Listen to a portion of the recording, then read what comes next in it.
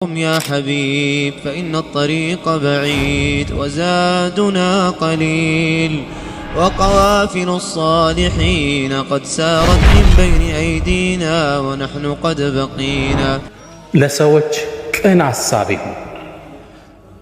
تقنت لراس مدفونت براس لي هيوت بإيمان تنكاري كانون مع التالفات مكرانج إيمان سينور ችግሮቹ ሊያንሱብህና ደስተኛ ነህ ሁሌ ከዛ ነው ጥሩ ኢማን ያላቸው ሰዎች ሲበሳጩ ብዙ አታያቸው ከልኩ ያለ ዱንያ አይደለች እንዴ ላ አይሽ ኢላ አይሹ ለአኺራ በህይወት ላይ ትልቁ ስተት በሁሉም ዘንድ ትክክለኛ ሆኖ ለመታየት የምናደርገው አጉል ሙከራ ሁሉም ሊወደህ አይችልም ሁሉንም ማስደሰታችን ሰው የተለያየ ራእይ አለ ስለዚህ በየሄድንበት እንደ ውሃ ቅርጻችን መለወጥ የለብን የወንድምህ ጉዳት ያንተ ጉዳት የእህትሽ ውድቀት ያንቺ ውድቀት አንድ ዳካል ለመጠፋፋት ማሰብ የለብንም አብረን ምን ወድቀው ስራ ለመስራትን በጣም ራቁት ከማንም ስር ጥገኛት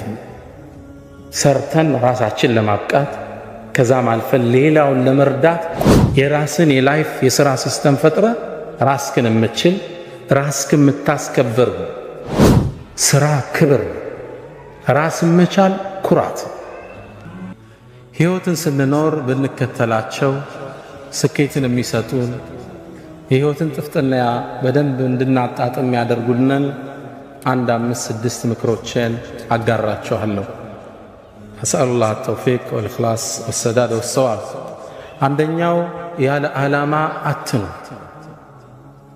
አንድ አባት ተጠየቁ በህይወቱስ ትልቁ ሸክም ምንድነው ተባለ አባት ሲመልሱ ምን አሉ ምንም ነገር አለመሸከም አለ ኃላፊነት ሳትሸከም ሚና ሳይኖር ህይወትን መግፋት ትልቁ ሸክም ህይወት ውስጥ ግብ ይኖራል አሳክተነው ምናልፍ አንድ ነገር ይኖራል ታሪክ ስናገላብጥ ምንታወስ አንድ ሰው ነው وكن رجلا إن أتوا بعده يقولون مر وهذا الأثر سوف سوش كانت بوهلا سيمتا مر إيهو بزي الفوال ميلوت سوف وهذا الأثر فانا وهذا لندي أقواكمو تهدو انستيتيوشن جنبتو تهدو مسجد ياسمرقو مركز فانا مدر لي يتاي زملا እንዳታል ትናንት አብደላህ ወንድሜ ሲናገር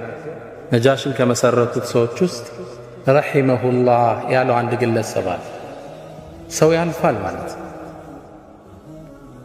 አሻራ ሊኖረን ይገባል መሬት ቅድም ስለ ሱሃይብ ብን ሩሚ ዶክተር መሐመድ ነግሮናል ግማሹን ታሪክ ነው የነገረን ቁርአኑ ግን ተያይዞ የመጣ ሙሉ ታሪክ አለ አላህ ሱረቱል በቀራ ላይ አያይዞ የጠቀሰው ሁለት ታሪኮች አሉ ታሪኮቹን ልንገራችሁ ለራሳችሁ የትኛው ቦታ እንደምትመደቡ ምረጡ አንደኛው ግለሰብ በነብዩ ሰለላሁ ዐለይሂ ወሰለም ዘመን ወደ መዲና ገባ ረሱል የታለው አለ መስጂድ ነው ወደ ረሱል ሰለላሁ ዐለይሂ ወሰለም መጣ መስጂድ እንደገባ ለነብዩ መሐመድ ሰለላሁ ዐለይሂ ወሰለም ሰላዋት ያወረደ ኢንሻአላህ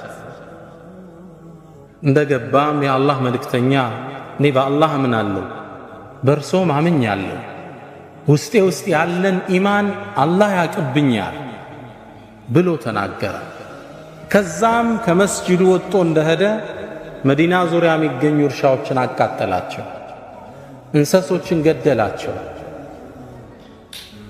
በጣም የሚኮንን ስራን ሰራ አላህ ክስተቱን ያየው ነበርና ይህ መጥፎ ሞዴል የህይወት ግቡ የተዛባበትን ግለሰብ እንደ ሳምፕል አላህ ቁርአን ላይ ተቀሰለ ومن الناس كسوች ውስጥ አለ من يعجبك قوله في الحياة الدنيا በዱንያ ህይወቱ ላይ ንግግሩ የሚገርም የማይተገብረውን የሚያወራ ويشهد الله على ما في قلبه ደሞ የድፍረቱ ውስጤ ኢማን አለ ያለ አላህን ያስመሰክራል እኔ ልንገር መሐመድ وهو ألد الخصام ድንበር ያለፈ ተከራካሪ وإذا تولى كانتم زر بلو سيهد يارغون لنجر ሰዓ ፊል አርድ መሬት ላይ ሮጠ፣ ሊዩፍሲደ ፊሃ መሬትን ሊበክል፣ ወዩህሊከ አልሐርተ ወነስለ ዘርንና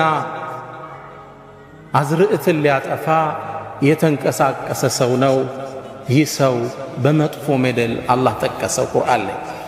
ከዛው ሥራ እያይዞ አላህ አንድ ታሪክ አስከተለ። ግለሰቡ ቁረይሽ ውስጥ ቢኖር ሱሃይብ ብን ሩም የሚባል ወጣት በነቢዩ ሰለላሁ ዐለይሂ ወሰለም አምኗል፣ ወዷቸዋል፣ ወደ እርሳቸው ለመሰደድ ጓጉቷል። ቁረይሾች ግን ሊለቁት ፈቃደኛ አይደሉም። አንድን አሳቻ ጊዜ መረጠና ወደ መዲና ስደት ሾልኮ ወጣ። ሲወጣ ግን ቁረይሾች ደረሱበት። ሄደን መያዝ አለብን ብለው ተሰልፈው ጦር አዘመቱበት ፈረሰኞችን። መንገድ ላይ እየሄደ እያለ ተከበበ። ሱሃይብ አሉት፣ ጅእተና ስዕሉከን ዳህ ሆነህ መጠህልን መካ ውስጥ ሀብትን አጠራቅመ ወደ መሐመድ ትሄዳለህ እንዴ? ይህም አይታሰብም ማለት። ዱንያን እንደፈለጉ ተረዳ። እናንተ የቁረይሽ ሰዎች ሆይ ቀስተኛ መሆኔን ታቁኛላችሁ። ጀርባዬ ያሉ የቀስት ጦሮች እስኪያልቁ ድረስ እርስ አንድ ባንድ ገላችኋለሁ። መንገዴን ልቀቁ አላቸው። በጭራሽ አለ። ገንዘብ ንብረት ይዘህ ልትኮበልል? ይሄም አይታሰብም። መጨረሻ ላይ ፍላጎታቸውን ስላወቀ በሉ እንግዳ ንብረቴ እዚህ ቦታ አለ፣ እሱም ብሰጣችሁ ታሳልፉኛላችሁ? ካንተማ ምን ሐጃ አለን አሉ። ቦታውን ነገራቸው። ቤቱን ንብረቱን ጥሎ ሱሃይብ ወደ ነቢዩ መሐመድ ሰለላሁ ዐለይሂ ወሰለም አቀና። ረሱል ጋር ከመድረሱ በፊት አላህ ለረሱል መልእክት አውርዶ ነበር። የሰራውን ጀብድ ታላቅነቱን እሱን አስመልክቶ እስከ የውመል ቂያማ የሚነበብ ቁርአንን አላህ አወረደ። ወሚነ ናስ አላለ። ከላይም ወሚነ ናስ ነው ያለ፣ ከሰዎች ውስጥ አለ ይላል። ታችም ወረደና ወሚነ ናስ አንተ መሐመድ ከሰዎች ውስጥ አለ መን የሽሪ ነፍሰሁ ኢብቲጋአ መርዳቲላህ የአላህን ውዴታ ለማግኘት ነፍሱን የሚሸጥ። አንቀጹን አላህ ሲጨርሰው ምናል? ወላሁ ረኡፉን ብልዕባድ። አንቀጽ አቆጫጩ ጥልቅ ነው በተፍሲር ትንታኔ። አላህም ለባሮች እጅግ ርኅሩህ ነው በላቸው ይላል። ሁለት ሰዎችን አላህ እያይዞ ቁርአን ላይ ጠቀሰ። ቁርአኑ ስትከፍቱት ሱረቱል በቀራ ላይ ወሚነ ናስ መን የዕጅቡከ ቀውሉሁ ፊል ሐያቲ ዱንያ ይልና ወረድ ብሎ ወሚነ ናስ መን የሽሪ ነፍሰሁ ኢብቲጋአ መርዳቲላህ። ግብ ይፈልጋል ሕይወት። በሕይወት ጉዟችን ላይ የመጀመሪያው ትምህርቴ ግብ ዓላማ ይኖር። አናሳንሰው ዓላማ። አቅማችንን የመጠነ ችሎታችንን ያማከለ የሆነ ግብ ይኖራል። ለኢስላም የማይሆን ነገር የለም። እብኑ ከሲር አንድን ታሪክ ይጠቅሳሉ። ታሪኩ ይገርመኛል። አንዴ በኸሊፋዎች ዘመን የዛሬ 800 ዓመት አካባቢ መሆኑ ነው። አንድ የአገሪቱ አስተዳዳሪ አንዲት ሴትን መንገድ ላይ በእርሱ ዘበኞች አሳፍሶ ሲያስገባት አንድ ግለሰብ ያለ ከመስጂድ ስወጣ አየሁት ይላል።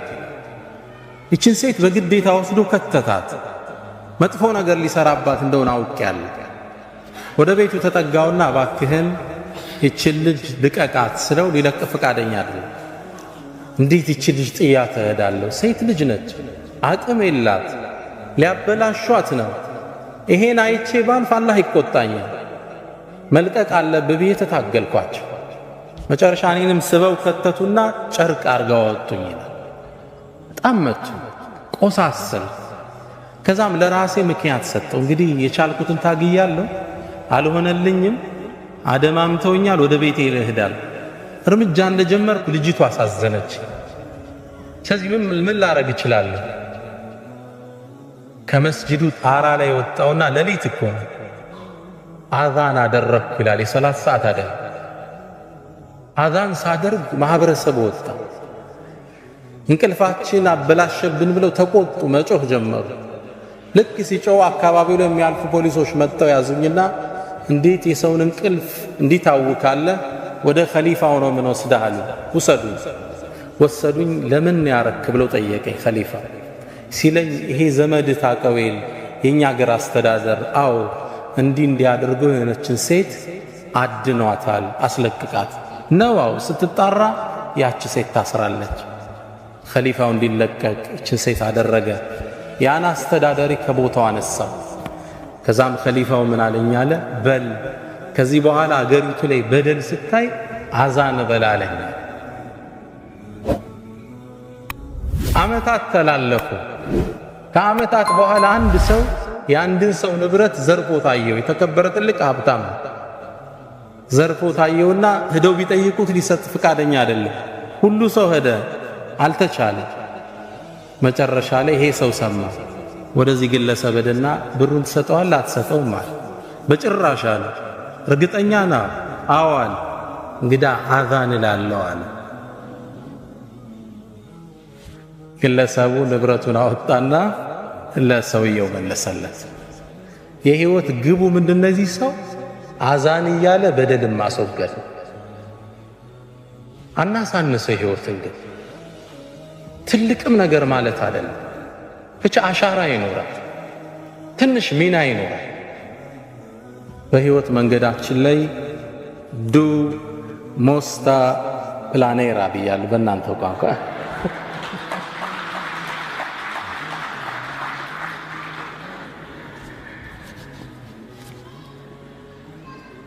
ከሁለት ወር በኋላማ በስዊዲሽ ነው ማስተምራችኋል ኢንሻአላህ። ሁለተኛ በህይወት መንገዳችን የመጀመሪያው ጎል ይኖራል። ሁለተኛ መልካም ስነ ምግባር የልብ መክፈቻ ቁልፍ መሆኑን እንረዳለን። እህቶች፣ ወንድሞች እናንተ የምትኖሩበት ሶሳይቲ ሙስሊም ያልበዛበት ማህበረሰብ፣ ምናልባትም ሙስሊምን በትክክለኛ እስልምናን ማህበረሰብ ውስጥ ትገኛላችሁ። ያ ግለሰብ የሚያውቀው እናንተን እንጂ እስልምናን አይደለም። እስልምና ትዝ ሲለው በስራ አብሮት የሚሰራው መሐመድ ወይም ፋጢማን ነው ያ ግለሰብ የሚያስታውስ። ፋጢማ ጋር ሚስቴክ ካየ ኢስላም ውስጥ ሚስቴክ እንዳለ ያስባል። ስለዚህ እናንተ ቫይስ ጋራንት ኦፍ ኢስላም ናችሁ፣ የኢስላም አምባሳደር ናችሁ። አትጠራጠሩ። ጥሩ ስነ ምግባር ካዩባችሁ ኢስላምን ይወዱታል፣ ያነጻችሁን ዲን ይናፍቁታል። እናንተ ጋር ጋፕ ካዩ ኢስላምን ነው የሚተቹ። ቁርአን የሚያውቁት ይመስላችኋል? አያውቁትም። ከእናንተ መሃል አንድ ሰው አስነስቼ የቡድሃን መጽሐፍ የሚያውቃለ ብል ይመልስልኛል? አለ? ትርጉሙን አይደለም አይቶት የሚያውቃለ መጽሐፉ? አታውቁትም። የምታውቁት ቡድሂስቱን ብቻ ግለሰብ። ግልጽ ነው። የምታውቁት ግለሰቡን ነው። ጥሩ ከሆነ እነዚህ ቡድሃዎች ግን ጥሩ ሰዎች ናቸው ትላለህ። በሂደት ምን ትላለህ? መጽሐፋቸው ምን ቢሆን ነው ሃይማኖታቸው ትላለህ። በሰውየው መማረክህ ወደ ዲኑ የሚያዳርስህ በር። እናንተ ፕሮግራም ተሰጥቷችሁ አርፍዳችሁ ስትሄዱ እነዚህ ሙስሊሞች ፕሮግራም አይጠብቁም ነው የሚል እምነቱን ነው ባንድ የሚያወግዝ። እናንተ ሀገር መጥቶ ስኮላርሺፕ ስለተማረ እዚሁ አውሮፓ ውስጥ አንድ ሱዳናዊ የጻፋት መጣጥፍ ልቤን ነካችኝ። ግለሰቡ ርዕሱ ላይ ምን ይላል? ሌባ ነኝ እንዴ ይላል ርዕሱ። ሌባ ነኝ እንዴ? ምን ገጥሞት ይሆን? በምኖርበት ትምህርት ቤት ውስጥ ይላል ከትምህርት ቤቱ በሚሰጠን ብር እየወጣን ዕቃ የምንገዛበት አንድ ሱፐር ማርኬት ነበር። እዛ ሱፐር ማርኬት ውስጥ ወጥቼ ዕቃ ገዝቼ እገባለሁ ሁሌ። ከዛ አንዴ ስወጣ ሁሌ የምገዛው አንድ የምግብ አይነት አለ።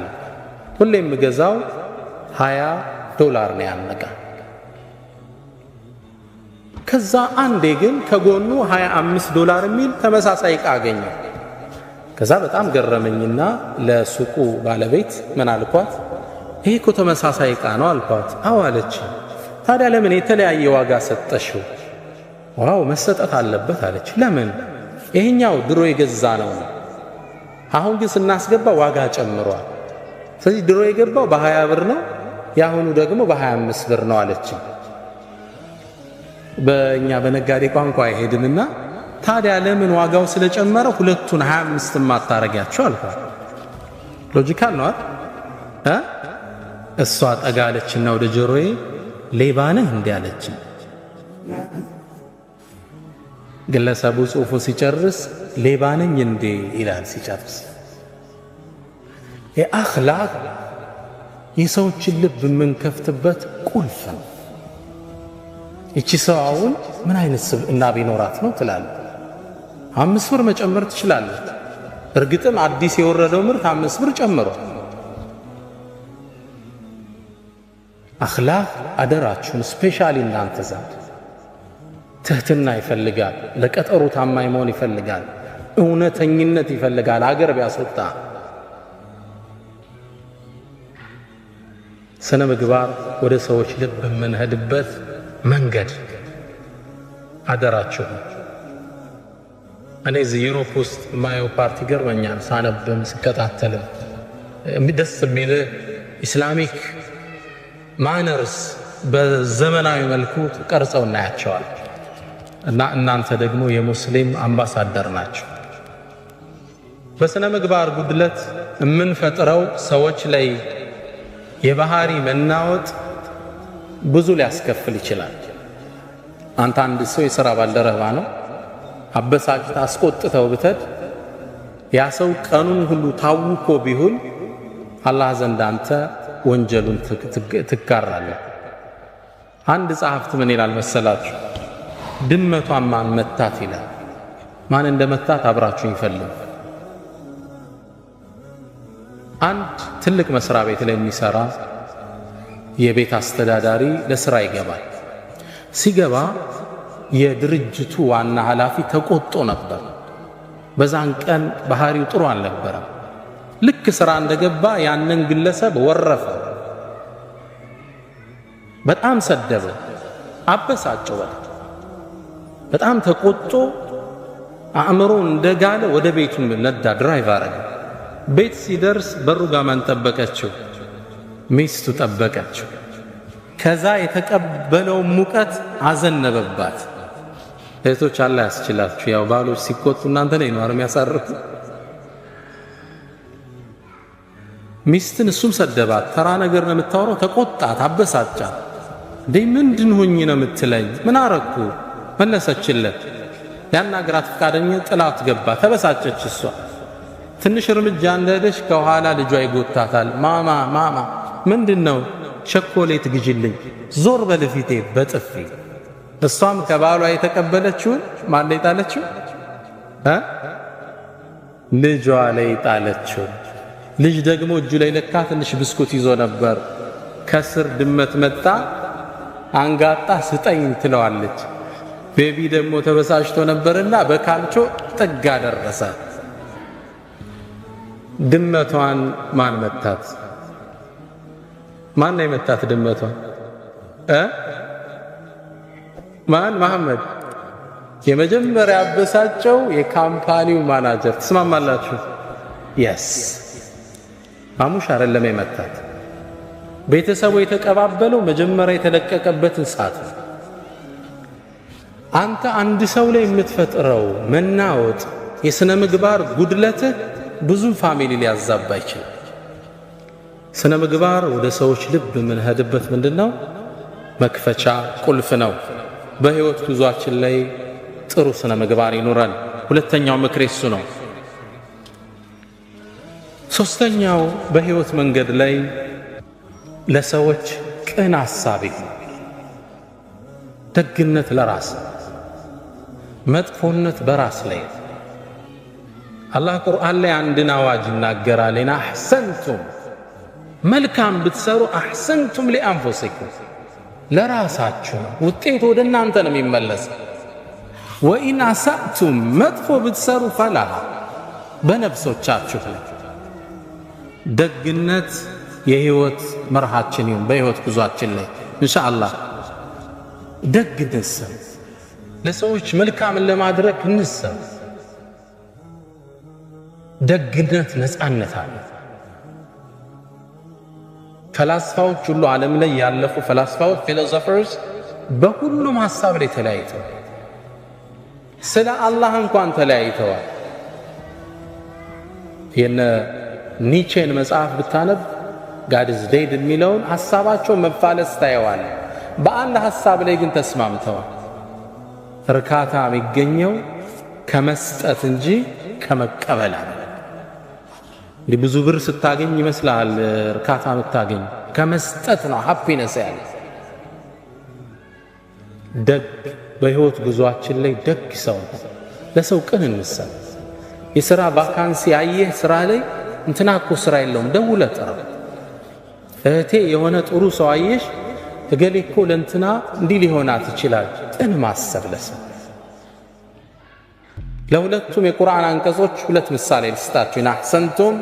አሕሰንቱም ሊአንፉሲኩም፣ ደግነት ለራስ ነው። ዶክተር ራቲብ ነቡልሲ ያወሩት ታሪክ ነው። እርሳቸው ስላወሩት ነው እኔም ታሪኩን ምደግም። አንዴ ይላሉ አንድ የመስጂድ ኢማም ኸጢብ አሰጋጅ ናቸው፣ ትልቅ ዓሊም ናቸው። በህልማቸው አንድ የሚገርማቸውን ህልም አዩ። በህልማቸው ያዩዋቸው ነቢዩ መሐመድን ሰለላሁ ዐለይሂ ወሰለም። አላህ ሁላችንን ይወፍቀን ኢንሻአላህ። ነቢዩ መሐመድ ሰለላሁ ዐለይሂ ወሰለም ሐዲስ ላይ እንደሚሉት መን ረአኒ ፈቀድ ረአኒ ፈኢነ ሸይጣነ ላ የተመሰሉ ቢ፣ እኔን ያየኝ አይቶኛል፣ ሸይጣን በእኔ መመሰል አይችልምና ይላሉ። አላህ እርሳቸውን ከሚያዩት አላህ ያደርጋል። በህልም ይህ የመስጂድ ኢማም አዩአቸው። ነቢዩ መሐመድ ሰለላሁ ዐለይሂ ወሰለም አንድን ኃላፊነት ለግለሰቡ ሰጡት። ከመስጂዱ ጥግ የሚኖር እገሌ ገሌ የሚባል ሰው አለ፣ ሂድና በጠዋት ቤቱ ፈበሽርሁ አነሁ ጃሪ ፊል ጀና፣ ጀነት ውስጥ ጎረቤቴ እንደሆነ ንገረው። ከባድ ብስራት ነው አለ። ኢማሙ ከእንቅልፍ ነቁ። ይህም ብስራት እሳቸውም ዓመታት ያሰገዱት አላገኙት። ስንት ሰው ያስተማሩ የነቢዩ ጓደኝት በጀነት ጓደኛ ማን ይሆን ግለሰቡ? ወደ ቤቱ አቀኑ። ቤቱን ሲያንኳኩት መስጂድ ላይ በርቀት የሚያውቁት አንድ ግለሰብ። በጣም ተገረሙ። እኔ አንድን ነገር ልነግርህ ነው የመጣው አሉት። ምን ብትሰራ ነው? ረሱል ሰለላሁ ዐለይሂ ወሰለም በጀነት ጎረቤታቸው እንደሆንክ እንድነግርህ ላኩኝ። ምን የሰራኸው ኸይር ስራ አለ አሉት። ግለሰቡ ምን አለ? ምን ኸይር ስራ አለኝ ብላችሁ ነው? ምንም የለኝም በጭራሽ። አንተና አላህ የምታውቁት ትልቅ ምስጢር አለ፣ በአላህ የሆንብህ ንገረኝ አለ። ግለሰቡም ሸህ ያው ሀያ ያዘው። ከጠቀመውት አንዲት ስራ አለችኝ፣ እሷን ላጫውታችሁ ንገረኝ አለ። አንዲት እንግዲህ ሲኖር ለጋብቻ ወሰነና አንዲትን ወጣት ለጋብቻ ጨዋት ይላል። ሳገባት ንጹህ ሴት ናት ብዬ ነው። ነገር ግን ማላቀው ታሪክ ነበራት ልጅቱ። ባገባዋት በ4 ወር ውስጥ ልጅቱ አጋጣሚ እርጉዝ ነች። ያረገዘችው ከሌላ ነው። አላህ ይጠብቃችሁ ይሻላል። ግን ትዳር መስርታለች። ምጥ መጣኛለች። የት ነው ያረገሽው? በጣም ፈራች፣ አለቀሰች፣ ተጸጸተች፣ አፉ በለኝ አለች። ግን ተበሳጭቻለሁ። መጨረሻ ላይ ራሴን 2 አማራጭ ላይ ያገኘሁት። አንድ እቺ በዝሙት ያረገዘች በጣም ማትረባ ተራ ሴት ብዬ ለቤተሰቦቿ መልሼ አካባቢው አይን ላፈር እንዲላት ማድረግ አንድ አማራጭ። ሁለተኛ ደግሞ ተሳስታ ነች፣ ልጅ ወጣት ነች። እዚህ በህይወት የሆነ አጋጣሚ ተሳስታለች፣ ተጸጽታበትም አለች። ለተውበት ልገዛት 2 አማራጭ ራሴን አገኘሁት።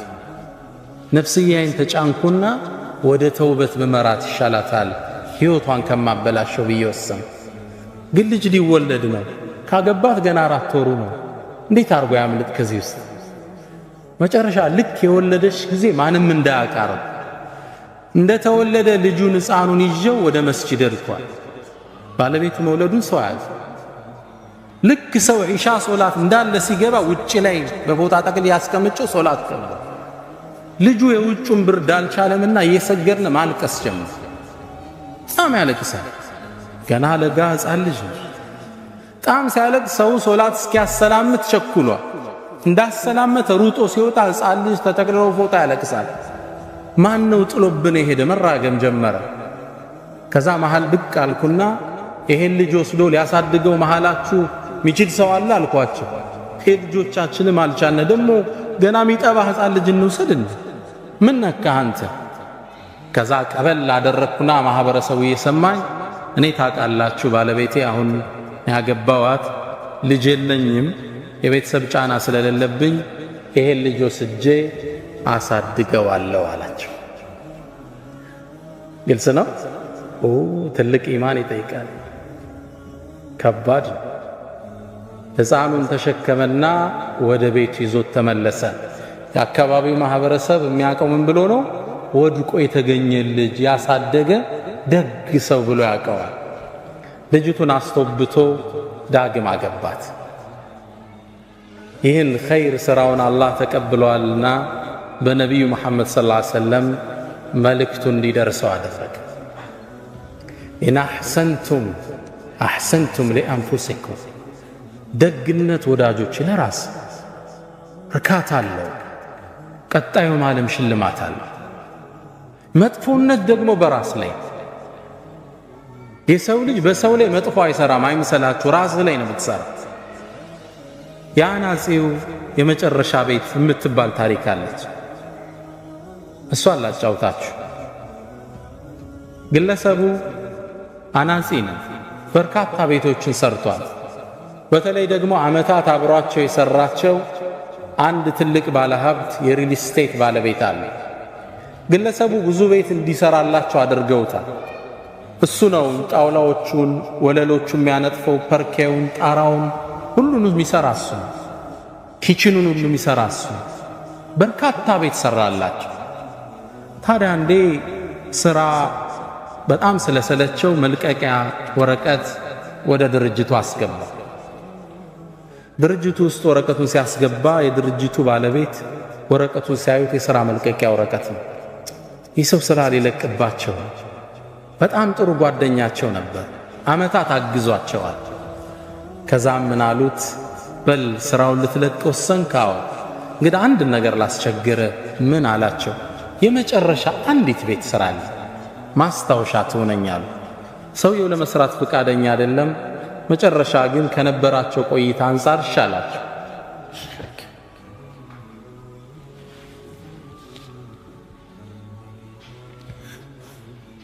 ቤቱን ለመስራት ወሰነ። ለመስራት ግን ፍላጎት አልነበረው። መጨረሻ ላይ ቤቱን ከመስራቱ በፊት ዕቃዎቹ ቀረቡለት። ይህን ሥራ በጥራት ብሰራው አይሸልም፣ ባልሰራውም ሥራ እየለቀፍኩ ነው፣ ምን ገደደኝ ብሎ ወሰነ። ከዛም ቤቱን እንደ ነገሩ የመጨረሻ ቤት ስለሆነ ጠገንገን አድርጎ በማይረባ ዕቃ ጥራት በሌለው አሰራር ቤቱን ሰራው። ይግለሰብ አይደለም ቤት ኪችን መሆን የማይችል ቤት ሰርቶ ለሰውየው ቁልፉን ወሰደላቸው። ሰውየው ደግሞ ቁልፉን እንደተቀበሉ ወዳጄ ወይ ያሉት ዙረው፣ ይህም ቤት ስራልኝ ያልኩ ለኔ አልነበረ፣ ዓመታት ከኔ ጋር ሰርተሃል፣ ለአንተ ማስታወሻ እንዲሆን እፈልጋለሁ። ወኢን አሳእቱም ፈለሃ፣ ይህ ቋሚ ሕግ ነው እንዳትጠራጠሩ። ደግነት ለራስ ደግነው። ደግ ከመሆን የሰው ልጅ ምን ይከስፋል? በሐሳብ ቅን ደግ ለሰዎች፣ መጥፎ ዙሮ ይጠልፋል፣ አትጠራጠር። አንድ ግለሰብ ባለቤቱ ጋር ልግባባ ይላል በወሬ። አጋጣሚ ተቆጥቶ የሆነ ነገር አደረግኩ ሲል ማይሆን ቦታ ይመታትና ትወድቅበታለች። ስተቅበት ትንሽ አያት፣ ትንፋሿ ቀጣል፣ ሞተችበት። ደነገጠ። ምን ያድርግ? ገደልኳት ቢል ዕዳ ነው፣ ለወሬም አይመችም። ምን ያድርግ? አንድ ጓደኛ አለው፣ ደግ ያልሆነ ጓደኛ። ባለቤቴን እኮ ሳላቅ እንዲያርጊ ስመታት ገደልኳት፣ ምን ላድርጋል? እንግዲህ አጋጣሚ ወድቃ ሞተች ብለ እንዲያደርግ መፍትሄ ብዙ አለ አይደል? ሸረኛ ነበርና መጥፎ መውጫ ነገር። አይ የምታረገውን አንድ አቋራጭ መንገድ ልስጥ አለው። አንድ ወጣት ቆንጆ ወጣት ሲያልፍ ያዘውና እሱን ገደለውና ላይዋ ላይ ጣለው። ከዛም ዚና ስትሰራ አገኘዋት፣ ተበሳጨች፣ ሁለቱንም ገደልክ ብትል ይሻላል። ግለሰቡ መውጫ መሰለውና አው አሻራዬም ይኖር ይሆናል እሷ ላይ መመርመሩ ስለማይቀር እንደገደልኩ ይታወቃል። አሁን የሰጠኝ መውጫ ቆንጆ መውጫ ነው አለ። በሩጋ ሆኖ ይጠብቃል። አንድ ለግላጋ ቆንጆ ወጣት አለፈ። ወደ ቤት ጋበዘው። ልክ እንደገባም የሚስቱን ጽዋ ቀመሰ። ወጣቱን ላዩ ላይ ጣለ። ቤተሰቡን ጠራና ይሄው ጉድ ሰራች፣ ጉድ ሰራዋታል። ይህ ታሪክ በዚህ ተቋጨ። ያ አስተያየት የሰጠው ጓደኛው በዛ ምሽት ቆዝሞ አመሸ። ሰዓቱን በየደቂቃው ይመለከታል። ረዘመበት። ለካስ የሚጠብቀው አንድ ወጣት ልጅ አለ። ዛሬ ልጅ ምን ነክቶታል? ሰዓቱን ተደጋግሞ ይመለከታል። ጠበቀው፣ አልመጣም። ልጅ ይህ ሰው እንቅልፍ ሳያገኝ አደረ። ጠዋት ወሬ ሲያጣራ የተገደለው ልጅ ማን ነበር? የራሱ ልጅ ነበር። ወኢን አሳእቱም ፈላ። በሕይወት ጉዟችን ላይ ሶስተኛው ምክሬ ደግና ቅን እንሁን።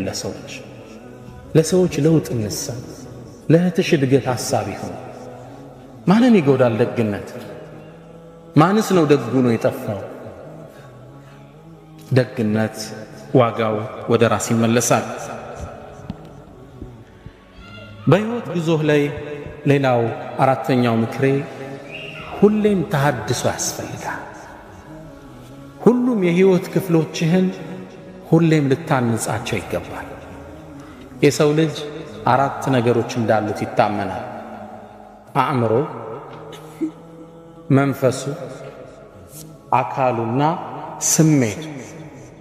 ማይንድ፣ ቦዲ፣ ኢሞሽንና ስፒሪት ይሉታል። 4 ነገሮች አሉ። እነዚህ በሕይወት ጉዞህ ላይ ሁሌም እድሳት ያስፈልጋቸዋል።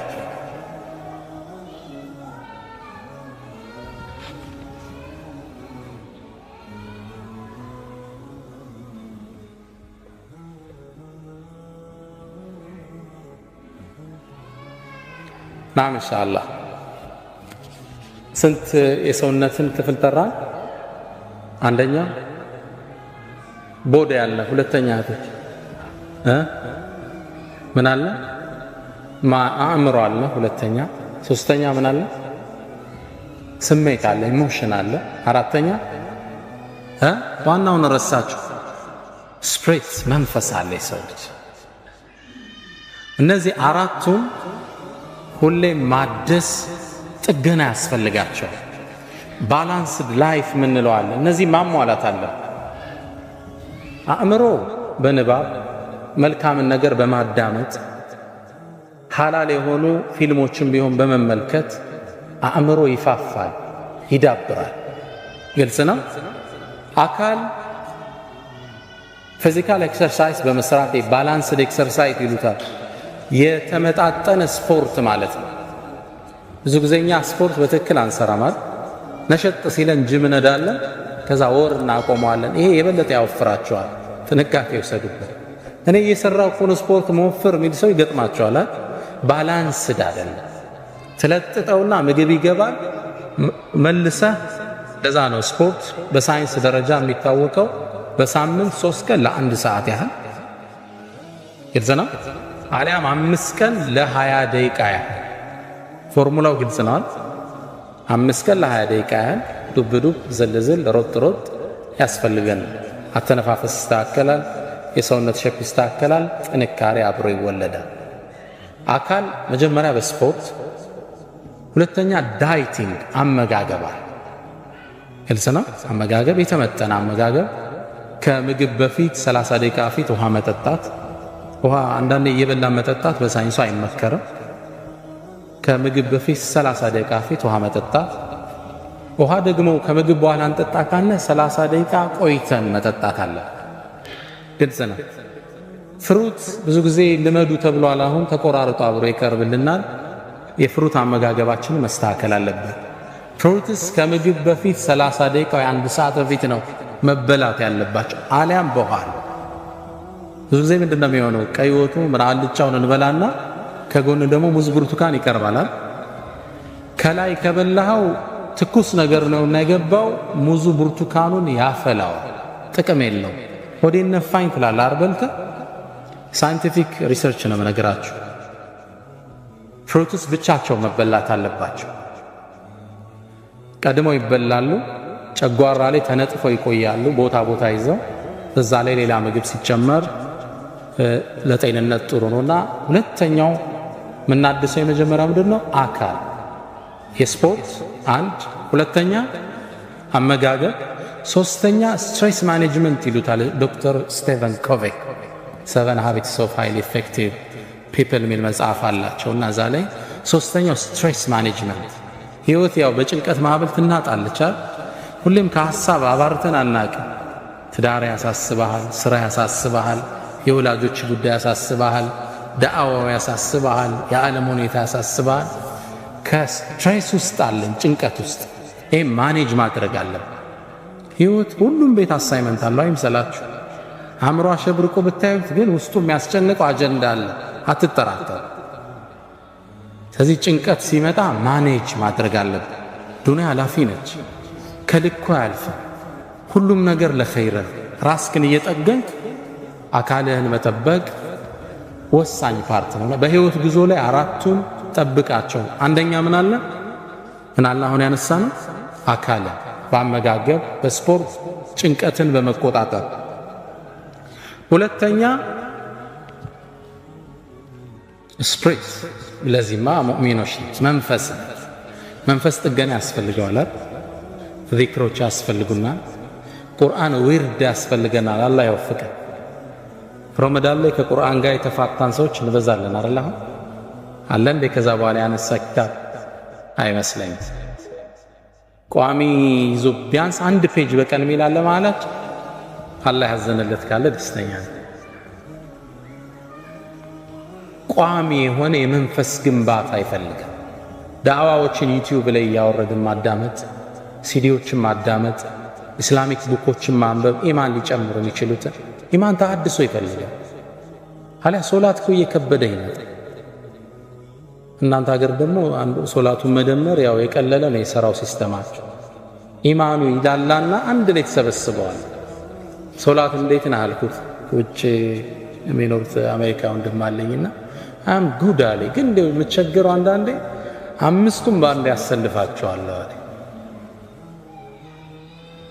በቃ ከዙር ከሱፊ እስከ ኢሻ ያለውን ኢሻ ላይ ነው ገብታ የምትሰግደውና የመንፈስ ተሐድሶ ይፈልጋል። ህይወት በኢማን ጥንካሬ ካሉን ማታልፋት መከራ ነች።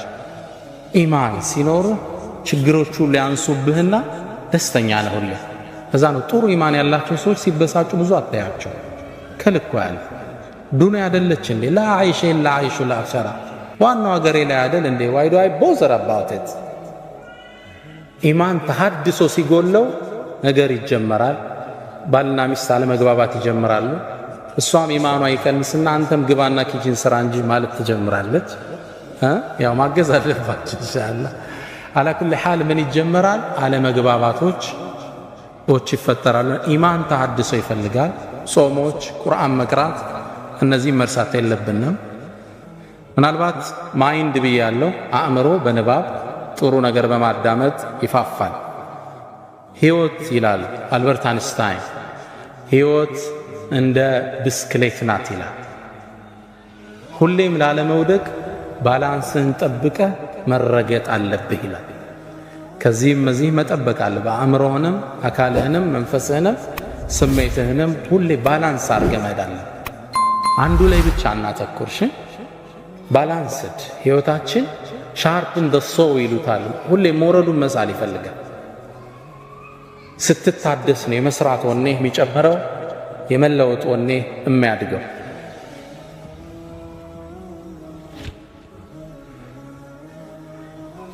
አምስተኛው ነጥብ በህይወት መንገድ ላይ ነጥቦችን የያዛችሁ ነው።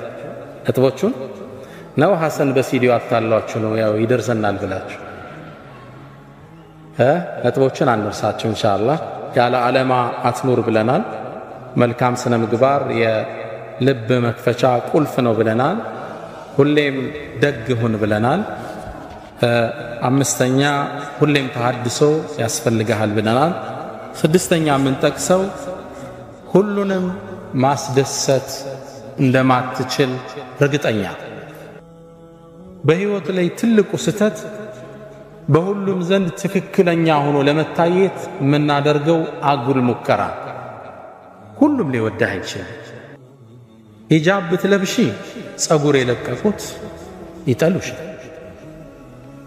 መጠጥ አልጠጣም ብትል አረ ይሄ ገበሬ ነው ፍሪክ አይደለም ይሉሃል እንትና። እኛ መቅጣጨት ያለብን የአላህን ውዴታና ውዴታ ሁሉም ማስደሰት አንችል። ሙእሚን ግቡ ምንድነው? ቅድም እንዳለው ሪዳላህ አላህ የሆነ ነገር ስናደርግ ይህን ሰው ይወደዋል ገሌ ትጠላዋለች አይደለም። ይህን ነገር አላህ ይወደዋል አይወደውም፣ ይሄ ብቻ ነው ሪፈረንሳችን። ሁሉንም ማስደሰታችን ሰው የተለያየ ራዕይ አለ። ስለዚህ በየሄድንበት እንደ ውሃ ቅርጻችን መለወጥ የለብን። ትንሽ ፍሪክ ከሆኑት ጋር ስትል የፍሪክ ቋንቋ ማውራት፣ አንደው ሂጃብን ማይደግፉ ስታይ ጸጉርሽን በዚች ብቅ ማድረግ፣ እነዚህ ፓርቶች ፕሪንሲፕል ያለ ሰው ነው። ይሄ እኔ ሙስሊም ነኝ፣ ዱንያ ላይ ግብ አለ። ግልጽ ነው። ትምህርት ቤት ላይ እንደማየው ጎረቤት ላይ እንደማየው ሰው ልሆን አልችልም። እኔ ጎል አለኝ ዱንያ ላይ። አንድ አባት ለልጃቸው የሰጡትን ምክር እኔም ላካፍላችሁ። አባት በእድሜ እንደገፉ ረጅሙ እድሜ ያስተማራቸውን ታሪክ ለልጃቸው መናገር ፈለጉ።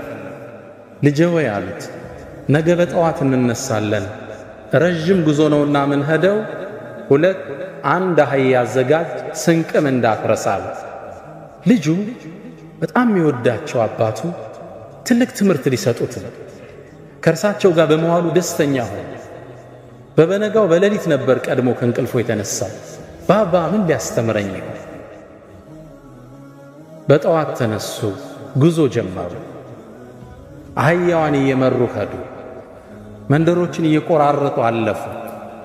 አጋጣሚ አባት ልጅ ነውና ልጁ ይደክመዋል ብለው ልጄ ሆይ አህያዋ ላይ አንተ ውጣና እኔ ነኝ ልጓማን እየጎተትኩ መወስደው አሉት። ልጅም ተስማማ። ላይ ቁብ አለ። አባት እየጎተቱ በመንደር ጥግ አለፉ። ሲያልፉ ዋርካው ስር ተሰብስበው የሚጫወቱ ማህበረሰቡ ክፍል አሉ። ጉድ ተመልከት አለ አንደኛ። ምን አይነት የተረገመ ዘመን ደረሰ! አባት ሽማግሌ በእግር እየሄደ ልጅ አህያ ላይ ተሳፍሮ፣ እንዴት የተረገመ ዘመን ደረሰ! ለአዛውንት ማይታዘንበት ዘመን። አባትም ልጅም ይሄን ትችት ሰሙ። መንደሯን እንዳለፉ ልጄ ሆይ ሰው እኮ ተቸነ፣ በለኔ ላይ ልሁን፣ አንተ ልጓሟን ይዘህ ምራን አሉት። ልጅ ልጓሟን ይዞ መምራት ጀመረ። በሌላ መንደር አለፉ። የሆነ ዛፍ ስር ቡና የሚጠጡ ሰዎች ነበሩ። ፀሐይ ነው፣ ያው ቀኑ እየተጋመሰ ነው፣ ፀሐይ በርትቷል። ልጅ ልጓሟን ይዞ ላቡ ጠብ ጠብ ይላል። አባት ደግሞ አህያው ላይ ቁጭ ብሎ ይሄዳል። ያ ማህበረሰብ ደግሞ ሌላ ትችት ጀመር። እዝነት የሌለበት ዘመን አለ። አሁን ይሄ አንድ ፍሬ ልጅ በእግሩ በፀሐዩ ሲደክም እርሱ ላይ ቁጭ ብሎ ይሄዳል። የአባት አንጀት የሌላቸው አለ። ገልጽና አባትም ልጅም ይሄን ትችት ሰማ። ልጄ ወይ ሰማህ እንዴ? አዎ።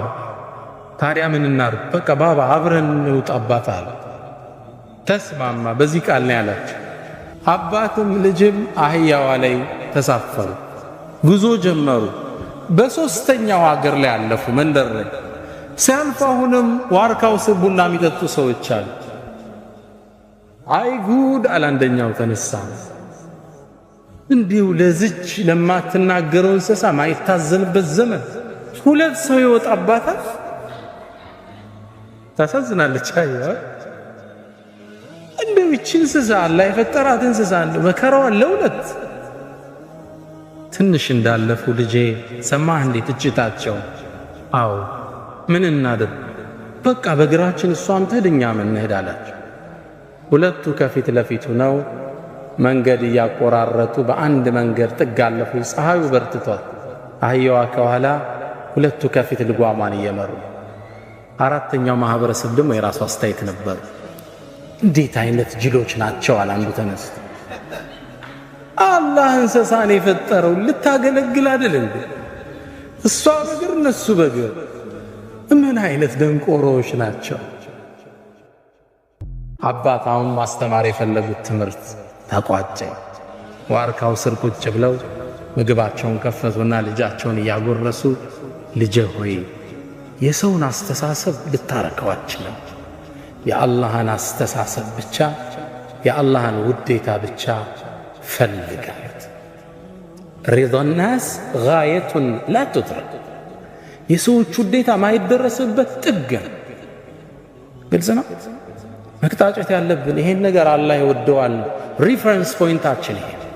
ከወደደው ታረገዋለህ። that's your goal in life። በህይወታችን ላይ ማንንም ማስደሰት አንችል። ስለዚህ በየሄድንበት ፍሪኮች ጋር ስንሆን ቅርጽ እንለውጣለን፣ ዲነኞች ጋር ስንመጣ ቅርጽ እንለውጣለን። የተዛባ ስብዕና መያዝ የለብንና የፕሪንሲፕል ሰው መሆን አለን ነው ስትል አቋም። ሰዎች እንዲህ አይነትን ሰው ነው ደግሞ በጣም የሚያከብሩት። ኖ እሷ እኮ እንዲያትወድም ይባላል። ቋሚ ባህሪው አይታወቅም። ኖ እሱ እንዲህ በጭራሽ አይመቸው፣ እሱ ፊት አታንሳ ይባላል። እንዲህ ግን እጥፍ ምትል ከሆነ ተራ ሰው ትሆናል። ስለዚህ ስድስተኛው በህይወት መንገዳችን ላይ የሰዎችን ውዴታ ትተን የአላህን ውዴታ እንቅጣጭ። ግባችን አላህ ይሁን። ዱንያ አጭር ነች አይደል ወንድሞች? ስንት ዓመት ከፍተኛ 50 60 ሾርት ቱ ሾርት። ምናልባት አብዛኞቻችን እስካሁን የኖርነውን ያህል ላይቀረን ይችላል። አብዛኞቻችን ከኖርነው ሩቡን ነው ከዚያ ወዲያ የምንጨምረው። ምናልባት it's too short። ቅርጽህን መለወጥ የለበት። ፕሪንሲፕል ዋይዝ መሆን ዓላማ ያለህ ጎልህ አላህን ነው፣ ወደ እሱ መቅጣጨት። ምናልባት እንደ መጨረሻ አንድ አካል መሆናችንን አንርሳ። የትናንቱን ትምህርት ለማጠናከር ነው። ነቢዩ መሐመድ ሰለላሁ ዐለይሂ ወሰለም مثل المؤمنين في تواديهم وتراحمهم وتعاطفهم የሙእሚኖች እኮ እርስ በርስ መዋደድ፣ አንዱ ለአንዱ የሚያሳየው ዘኔታ፣ አንዱ ለአንዱ የሚያሳየው የስሜት ዝንባሌ ከጀሰድን ዋሂድ እንደ አንድ አካል ነው። ሱብሃንአላህ። የረሱል ገለጻ እንዲህ ወደ ጎን ርዝመት የለውም፣ ወደ ስር ነው ጥልቀት ያለ። ሆሪዞንታል አይረዝምም። ኡቲቱ ጀዋሚዕል ከሊም ነው። ነገሮችን ሰብስቤ ማስረዳት ችሎታን አላህ ሰጥቶኛል ይላል። እንዲህ አይረዝምም፣ እንዲህ ነው የሚጠልቀው። የሙእሚኖቹ ማንነት እኮ እርስ በርስ ሲዋደዱ፣ ሲተሳሰቡ፣ ሲተዛዘኑ ከጀሰድን ዋሂድ እንደ አንድ አካል። ኢዘ ሽተካ ሚንሁ ዑድውን አካል ውስጥ አንድ አካል ሲጎዳ ተዳዓ ለሁ ሳኢሩል ጀሰዲ ቢሰሐሪ ወልሑማ። እጅህን ብትቆረጥ እንቅልፍ ይመጣ አይመጣ? ይሄ ነበር የተቆረጠው። ለምን መተኛት አይችልም? ጥርስህን አሞ እንቅልፍ ይመጣ? ጥርስ ነበር እኮ የታመመ። ሌላው ለምን አይተኛም? እጅ ለምን ነው ማያርፍ? እግር ለምን ነው አደብ ይዞም አይተኛም? አንድ የወንድምህ ጉዳት ያንተ ጉዳት፣ የእህትሽ ውድቀት ያንቺ ውድቀት። አንድ አካል። ለመጠፋፋት ማሰብ የለብንም። አብረን ነው የምንወድቀው። አንዴ ይባላል እኮ ጥርስ ተበሳጨና ምላስ ላይ ዛቻን አቀረባ። ምናባዊ ወሬ። ጥርስ ተበሳጭቶ አንቺ ምላስ አርፈሽ ቁጭ ካላልሽ ቀርጥፌ ነው ማሳረፍሽ አላት። ግልጽ ነው። እዛው አኝኬ ነው ማሳረፍሽ፣ ስርዓት አድርጌ አላት። እሷም በስጨት አለችና አንተም ስርዓት አልስካል አንዱን ተሳድቤ ነው ማስረግፍህ አለች። ግልጽ ነው። ግልጽ አይደለም። አንተም ብቻ አይደለም ከነ 32 ቤተሰብን ማስወጣ አለች። መጠፋፋት ነው የሚሆነው። ግልጽ ነው። እኔን አንተ ለማጥፋት ስታስብ አንተም አብረህ ነው የምትወጣው። የሙስሊም ሚዲያ ሆነ መሪህን ስተች መሪው ደግሞ አንተን ቢተች አብረን እንተው መጠፋፋት ይሆን። እዚህ በህይወት ጉዟችን ላይ አንድ አካል እንደሆነ እንሰብ። አንዱ ለአንዱ ጉድጓድ አይቆፍር። አንድ አካል በህይወት ጉዟችን ላይ እንደ አይነት ሰውን ሁን። የመጨረሻ በህይወት ጉዟችን ላይ ጥገኛ ነን። ጥገኝነትን ተጸየፉት። ስራ ለመስራትን በጣም ራቁት።